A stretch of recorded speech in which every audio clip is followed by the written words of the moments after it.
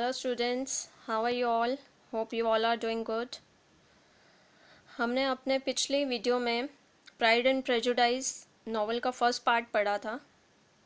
अब second part में भी जो स्टोरी है इन्हीं कैरेक्टर्स के इर्द गिर्द घूमती है, जिसमें है चार्ल्स बिंगले, उसकी मैरिड सिस्टर यानी लुइजा हर्स्ट और उसका हस्बैंड, उसकी unmarried sister Miss Caroline Bingley और एक फ्रेंड होता है, उसका नाम है फिट्स विलियम डार्सी. इस पार्ट में आप इन्हीं कैरेक्टर्स के बारे में पढ़ेंगे.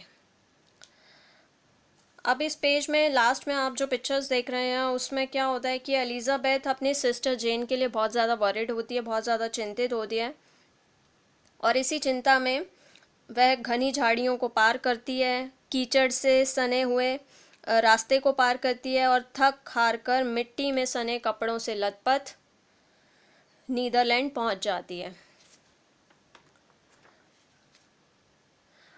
और जब वह नीदरलैंड पहुंचती है तो बिंगले परिवार उसे देखकर हैरान होता है और बिंगले सिस्टर्स बोलती हैं, oh my, Jane had slept badly and was too ill to leave her room.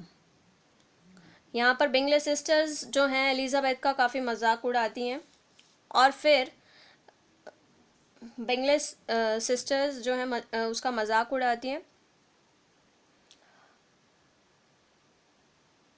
और कैरोलिन एलिज़ा को कहती है कि जेन बहुत गहरी नींद में सो रही है और इतनी बीमार है कि कमरे से बाहर नहीं आ सकती. The doctor arrived and confirm that Jane had caught a violent cold. और कहती है कि डॉक्टर भी हमारे यहाँ डॉक्टर ने विज़िट किया था और उसने बताया था कि जेन को बहुत ज़्यादा सर्दी लग गई है. He advise Jane to stay in bed, an advice that was followed readily, for Jane's fever had increased and her head ached acutely. और डॉक्टर ने ये भी एडवाइस किया था कि जेन को बेड रेस्ट करना चाहिए और उस एडवाइस को हम पहले से ही फॉलो कर रहे हैं क्योंकि जो जेन का फीवर था बहुत ज़्यादा बढ़ गया था और उसके सर में बहुत ज़्यादा दर्द भी हो रहा था. When the clock struck 3, Elizabeth felt that she must go home. जैसे ही घड़ी में 3 बजते हैं एलिज़ाबेथ को लगता है कि अब उसे घर जाना चाहिए. Please don't go. अब जेन एलिज़ाबेथ से कहती है कि प्लीज़ वापस मत जाओ. Miss Bingley was obliged to invite Elizabeth to remain at Netherfield for the present. अब बिंगले सिस्टर्स एलिज़ाबेथ को कहती हैं कि नीदरफील्ड में रात को रुक जाए क्योंकि जेन बहुत ज़्यादा इल फील कर रही होती है. I am staying right here Jane. Elizabeth कहती है कि तुम जेन चिंता मत करो, मैं यहीं पर हूँ, तुम्हारे पास हूँ. A servant was duly sent to Longbourn to bring back a supply of clothes. अब एक सर्वेंट को भेज दिया जाता है जो लॉन्गबर्न से एलिज़ा के कपड़े ला सके. होप यहाँ तक आपको सब क्लियर हो गया होगा. सो नेक्स्ट पेज पर मूव करते हैं. When Elizabeth went downstairs to dinner, she was quickly reminded why she disliked Mr. Bingley's sister. They were shockingly cold and indifferent about Jane when she was not around. जब Elizabeth dinner के लिए नीचे आती है तो उसे realise होता है कि क्यों वह बिंगले सिस्टर्स को पसंद नहीं करती. एलिज़ा बिंगले सिस्टर्स से इसलिए नफ़रत करती है क्योंकि जेन जब उनके आसपास होती है तो वह उसकी बहुत केयर करती हैं. जब वह उसके आसपास नहीं होती तो उनका बिहेवियर बहुत ज़्यादा इनडिफरेंट होता है, बहुत ज़्यादा अलग होता है. And when Elizabeth went back upstairs, जब एलिज़ाबेथ वापस अपस्टेयर्स जाती है, she is very ill mannered, no conversation, no style, no taste, no beauty.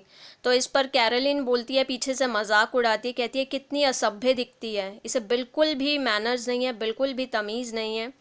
No conversation, कोई बातचीत करने का ढंग नहीं है, कोई स्टाइल नहीं है, कोई टेस्ट नहीं है, ना ही कोई सुंदरता है इसमें.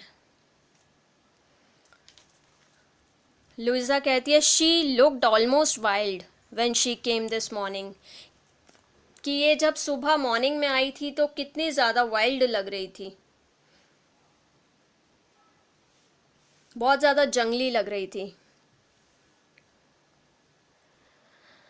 हर्स्ट बोलती है her hair was so untidy, why must she scamper about the country because her sister had a cold. पूरे देश के बारे में ये क्यों सोच रही थी जबकि इसकी सिस्टर को बहुत ज़्यादा वायलेंट कोल्ड हो गया था।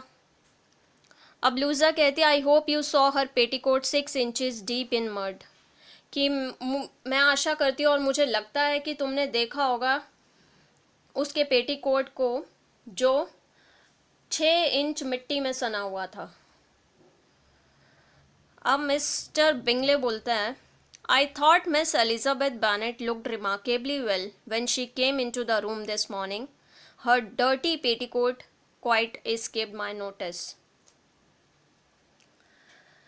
बिंगले कहता है कि मुझे लगता है कि एलिजाबेथ देखने में बिल्कुल ठीक लग रही थी जब वह आज सुबह आई थी। हाँ, उसका गंदा पेटीकोट मेरी नज़र से बच गया। I think so. अब लुइजा मिस्टर डार्सी को बोलती है Mr Darcy I am sure you would not wish to see your sister do the same, कि मुझे यकीन है कि तुम अपनी बहन को ऐसे देखना पसंद नहीं करोगे। Certainly not. It shows an abdominal sort of conceited independence and indifference to decorum. Darcy बोलता है बिल्कुल नहीं, यह तो घमंड को दर्शाता है। अब मिस्टर बिंगले कहता है it shows N affection for her sister that is very pleasing, कि एलिज़ा का यह अपनी बहन के प्रति स्नेह बहुत ही प्लीजिंग है, बहुत ही मन को लुभाने वाला है। अब लुइजा जो होती है अब कैरोलिन मिस्टर बिंगले को मिस्टर डार्सी को बोलती है I am afraid Mr Darcy that this adventure has rather affected your admiration of her fine eyes, कि मैं हैरान हूँ। कैरोलिन डार्सी से कहती है कि मैं हैरान हूँ और मुझे डर है कि आप उसकी चमकती आंखों को देखकर प्रभावित तो नहीं हो गए हो।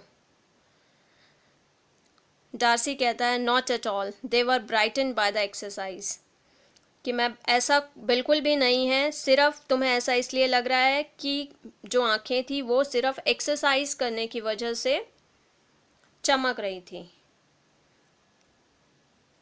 अब कैरोलिन बोलती है I wish with all my heart that Jane Bennet were well settled, but with such a father and mother and such low connections, कि मैं कैरोलिन कहती है कि मैं दिल से चाहती हूँ कि जेन बेनेट सेटल हो जाए, पर उसके जो मदर और फादर हैं और जो उनका फाइनेंशियल स्टेटस है उन सबको देखते हुए उसकी शादी होना मुश्किल लग रहा है। अब मिस्टर बिंगले कहता है that does not make them one jot less agreeable.